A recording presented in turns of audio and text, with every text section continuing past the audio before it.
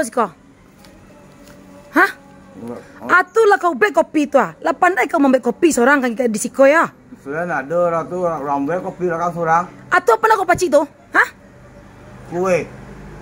Ya ampun lah Jali, itu kue orang tukang dek kau tu mah. Orang tukang memelok nasi tu ha.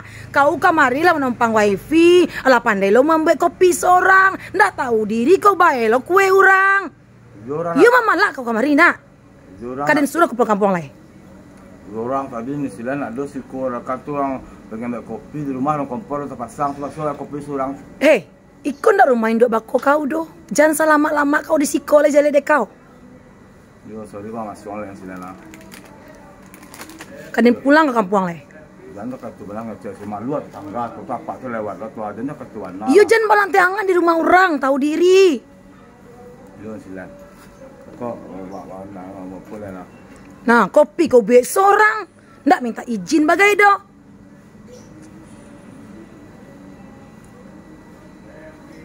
Sabana kau nak.